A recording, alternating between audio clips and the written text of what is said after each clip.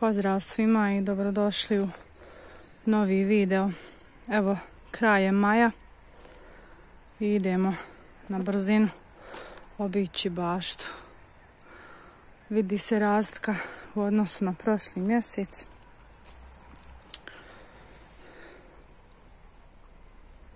Prilično je popunjena. Sve smo već posijali i posadili što smo trebali. Ostalo je još par sitnica. Ovdje kod jagoda bijeli luk sa strana raste super. Tu ima i poneki neven koji se rasija od prošle godine. Ovdje po sredini je trebala biti mrkva, ali nje ima u tragovima. Pored, na ovoj drugoj gredici, imamo sa strane paradajz. Sa druge strane su paprike. A vamo malo dalje imamo krompir koji je sam iznikao od prošle godine. I on već sada evo i cvjeta i veliki je i njega ćemo prvog trošiti kao mladi krompir.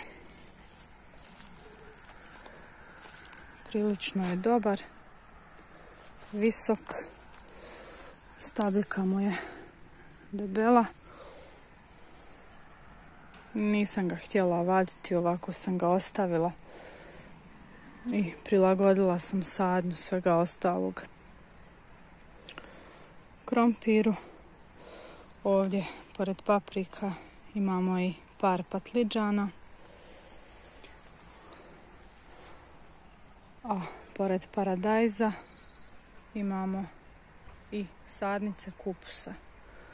Tako da kad izvadimo mladi krompir, to će sve imati dovoljno mjesta da se raširi, a dodat ćemo i vjerovatno još koju kupusnjaču koja se rasađuje sada u 6. mjesecu, tipa prokulice, karfiol, brokula i ostalo.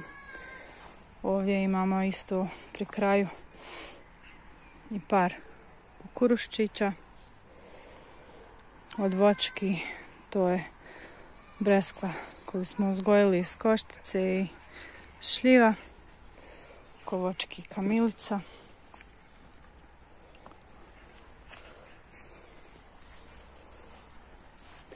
Ovdje imamo par tikvica, točnije 4 tikvice, nešto malo kupusa crvenog, odnosno ljupčastog i naravno ovaj samonikli krompir koji ćemo trošiti kao mladi. Njega ima tamo skroz do kraja gredici. Uz paradajz i između paradajza na ovoj gredici su paradajzi raspoređeni sa obe strane. I ovdje isto imamo nešto tikvica. Uspjeli smo ih spasiti od puževa. Evo ima i nekih plodova koji čekaju da se opraše. Nešto malo kupusa i tamo skroz do kraja ponovo 2-3 reda paprika i na kraju paradajz. Ovo je mlada jabuka. Ovdje imamo breskvu i novitet je smokva. Smokva je poklon od strike kojeg ovim putem pozdravljamo i nadam se evo da će biti zadovoljna mjestom koje smo joj odabrali. Ovdje pored reda malina i pored ove nektarine. Znači ovaj krompir samonikli je već dosta velik, cvjeta i vjerovatno ga za sedmicu ili dvije možemo početi konzumirati. kao mladi. Paradajzi se dobro drže. Bilo je tu dosta borbe sa puževima, neki su stradali. Neki se još dobro drže. Ovdje između paradajza su posađeni kupusi. Što se tiče paprika,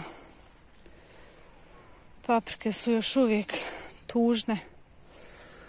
Bilo je jako mučna borba s puževima. Evo, od nekih su ostali samo prutići, ali se obnavljaju, tako da nisam htjela da ih čupam.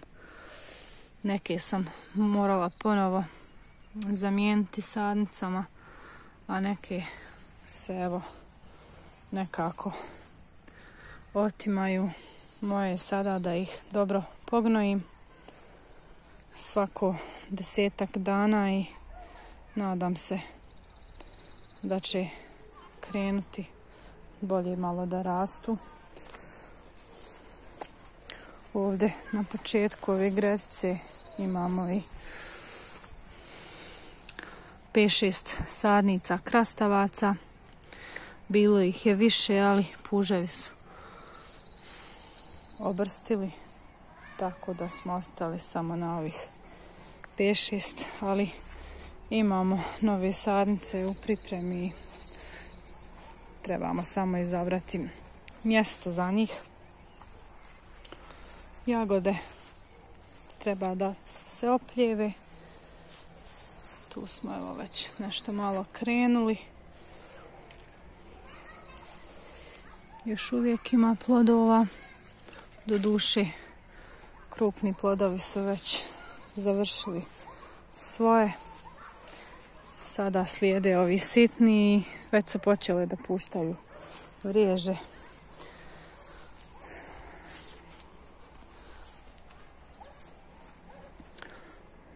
To je znači ta gretica jedna sa krompirom,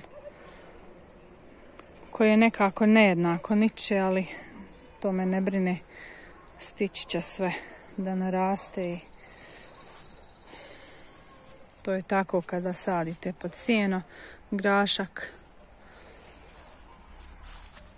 Tako, s obzirom da sam ga kasno posadila, pa nije ni loš. Nadam se da ga neće napasti plamenjača kako zna i da će se uspjeti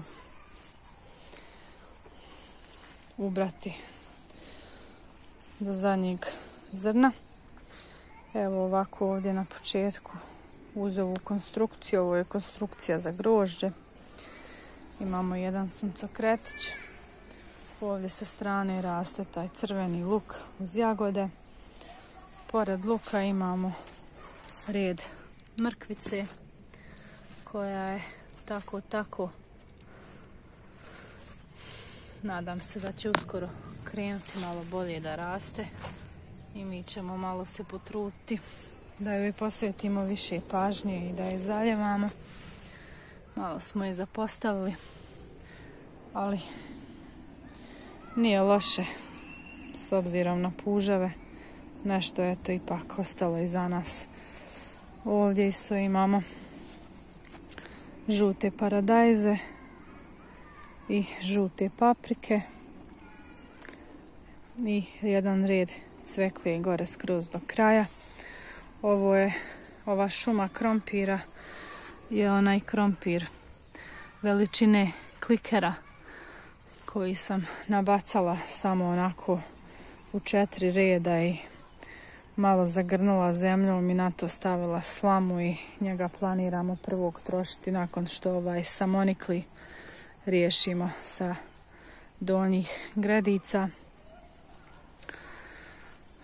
Tako da znam da će tu biti dosta dobrog krompira i može se za sadnju u budućnosti i dalje koristiti taj sitni krompir veličine klikerčića.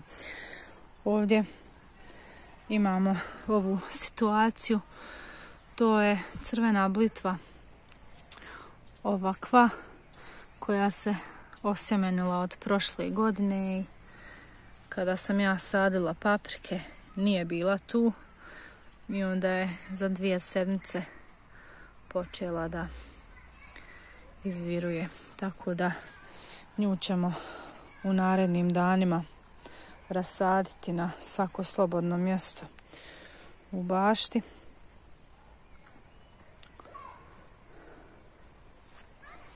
Predvečerje je i puž je već u akciji.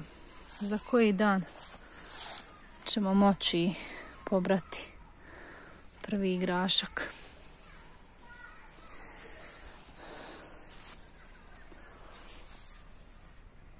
Luk fino napreduje, ova se pera ne savijaju, ne kovrđaju, što je dobar znak. Jagodice isto, njih smo pljevili neki dan, a izgleda da je vrijeme opet. I vrijeme je da sječemo ove vriježe kojima se pokušavaju razmnožiti, jer smo dovoljno razmnožili jagoda za ovu godinu. Ovdje isto imamo par crnih paradajza, čini mi se, pored ovog peršina prošlogodišnjeg koji se sprema da cvjeta. Ostavit ćemo ga da se osjemeni.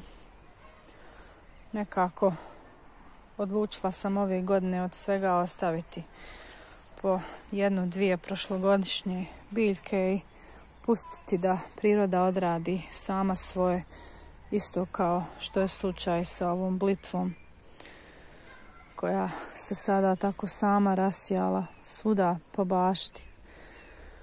I moje je sada samo da prenesem na odgovarajuće mjesto. Tako isto i sa peršinom, a bit će i salati. Vjerovatno će to sve niknuti na jesen. Ovdje imamo slak koji trebamo počupati. A osim slaka imamo i prasu. Prasa treba da se ošiša.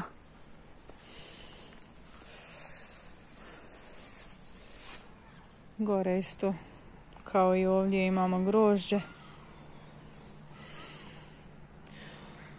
Zatim ponovo 2-3 reda crvenog luka uz jagode.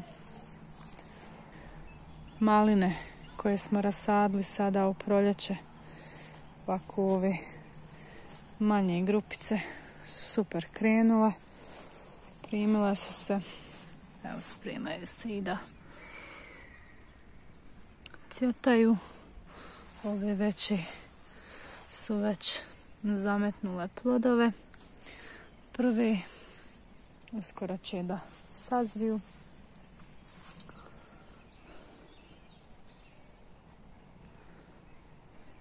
Evo i gredice s krampirom. Vidite kako ovaj krompir nekako neujednačeno niče. Kada uporedimo s ovim koji je ostao u zemlji preko čitave zime i krenuo da raste kada su mu se svi uvjeti poklopili. Izgleda malo slabiji, ali ima još vremena dovoljno sasvim do jeseni da raste i da se razvija. I ovdje isto imamo pri kraju 3 dijela s krompirom. Dok smo ovdje rasporedili prasu i kupuse i nešto blitve ove crvene, ali ne vidim blitvu trenutno, tako da vjerovatno puževi rade svoje kao i ovdje, ali eto, ostaće nešto iza nas. Ovo je prazan dio koji će se vjerovatno popuniti kupusnjačama i vjerovatno još ponekim kukuruzom.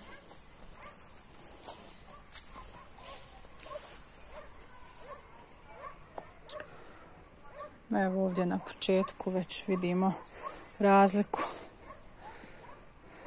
sa kukuruzom koji smo prvi sijali. Fino raste, ali eto neće sve dozrijevati u isto vrijeme, tako da kukuruz šećerac mi koristimo ga za kuhanje. Tako da volimo da ga ima. Ovo je neki dan ponovo posađeno. Ovo je dio sa blitvom. Poneka mi blitva već ide u cvijet, iako je ovogodišnja, ne znam zašto, vjerovatno je pretoplo. Tako da i ovo ovdje što se vidi je kratkog, čini mi se, roka trajanja. Ovdje imamo dio sa niskim mahunama ili boranijom. U pitanju su dvije vrste. Ovdje je šarena pljosnata mahuna. Ovo ovdje je, čini mi se, žuta olovka.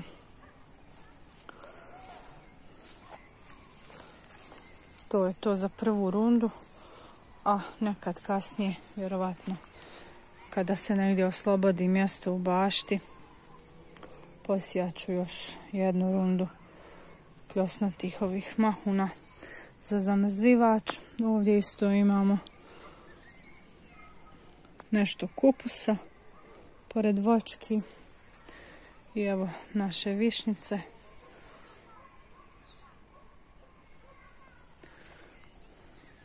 Dozrijevaju. Krompir s ove strane isto. Vidi se razlika između tog samoniklog i ovog sađenog pod sijeno, ali sve će to stići.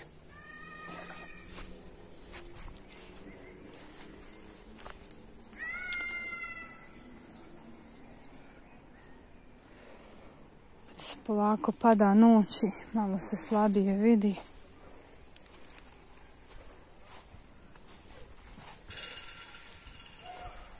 Evo jedan pogled na baštu i sa druge strane.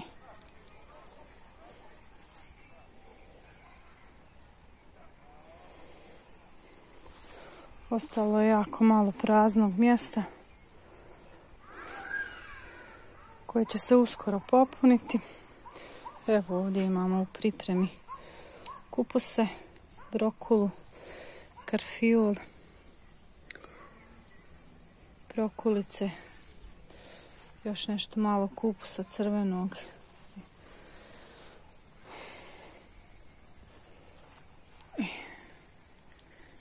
Nadam se da će se puževi do tada smiriti.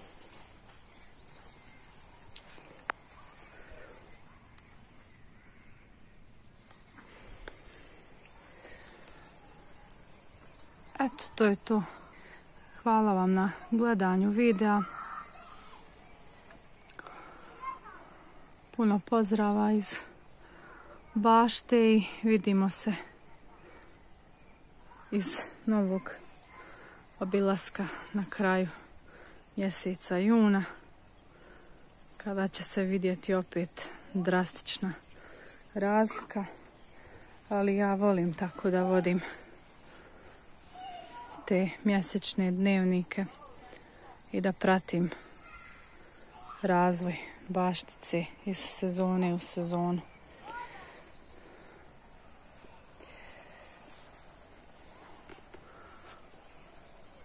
Još jedan pogled uz ove divne ptičice. Još jednom veliko hvala na gledanju